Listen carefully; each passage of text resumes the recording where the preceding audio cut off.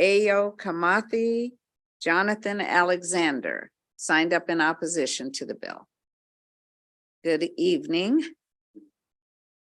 Come on to the table.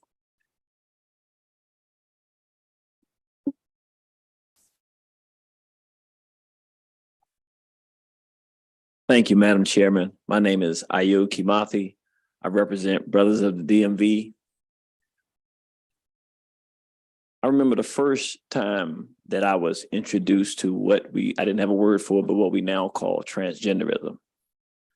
I was a little boy and I used to sneak out to the living room when my mother was asleep to watch TV and watch movies.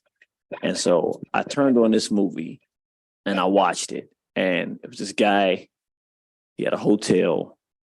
He invite people in. Then the women would come into the hotel and they would go take a shower. And he would take a butcher knife. He would take that butcher knife and then he would go into the shower and he would start attacking them. And then by the end of the movie, he was wearing a woman's wig, and it was called Psycho. And even though I didn't have anybody to explain to me what I was watching, I knew that I was supposed to accept it as normal because it was entertainment, something I was watching through television and enjoying whatever was occurring. But never did I ever expect that I was supposed to accept it in life as being normal in real life.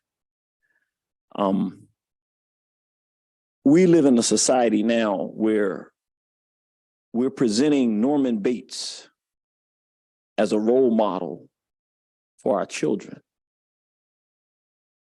If we really want to help children and stop the sexual insanity that we're seeing in our society, what we would do is fight pedophilia, not promote psychopathology. The serious, most important, dangerous social ill in the United States of America is the sexual abuse and molestation of children. And that is the direction that we should be headed. Thank you. Madam Chair, I'm Jonathan Alexander. I'm an attorney and counsel for the Maryland Family Institute, and I stand in opposition to Senate Bill 460 and the plan that it puts forward to fund the physical deconstruction and the revision of perfectly good bodies as an alleviation to the distress resulting from gender dysphoria. I'm using gender dysphoria as it's listed here in the bill. I'm also narrowing in on the text that mentions puberty blockers and other treatments to suppress the development of sex characteristics as being wrong. You know, our bodies are created to naturally grow and to thrive, especially the bodies of adolescents who have everything that they need within them to develop into full adults. It is inconsistent with the natural blossoming of adolescence into adulthood to fund hormones and puberty blockers that stop and then irreversibly destroy the body's natural ability to allow adolescents to grow into adulthood.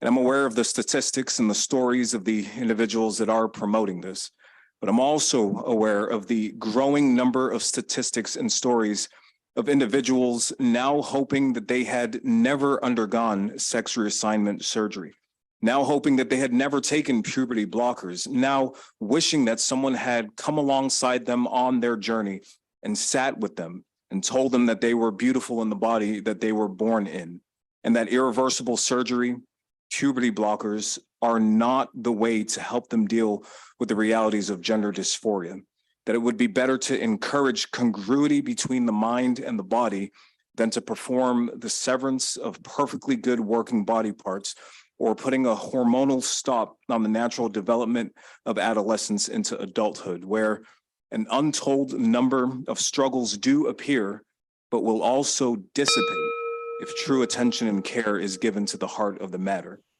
You know, Marylanders need to continue to be able to trust the medical profession to truly provide care, but not to conflate medical assistance with the breaking up of perfectly good bodies, especially during adolescence.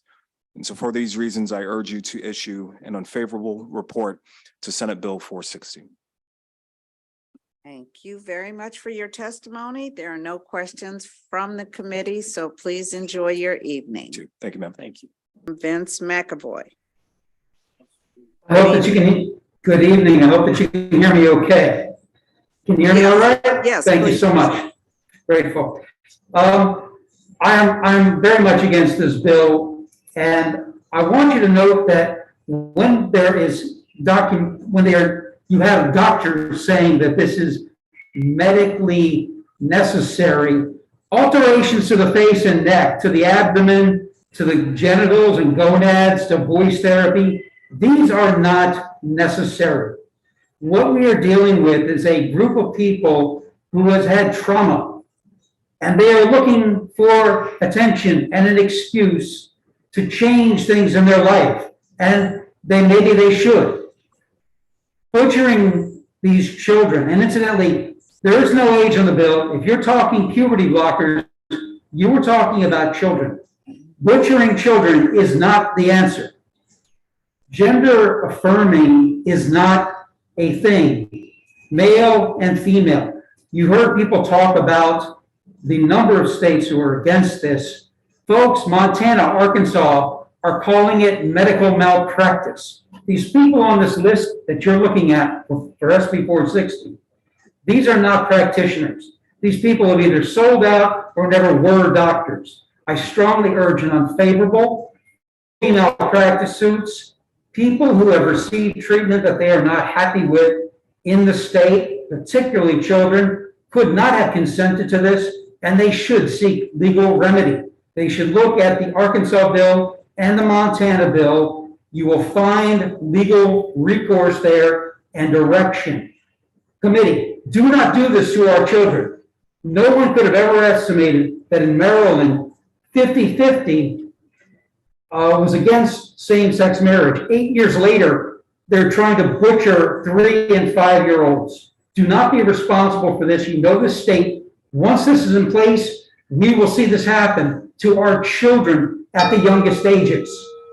Please protect Maryland's children. Vote for sanity. Vote against this bill.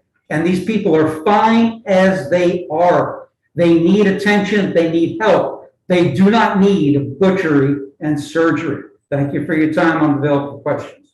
Thank you for participating in our hearing. You're the final witness, and that concludes the hearing on Senate Bill 460. Have a good evening.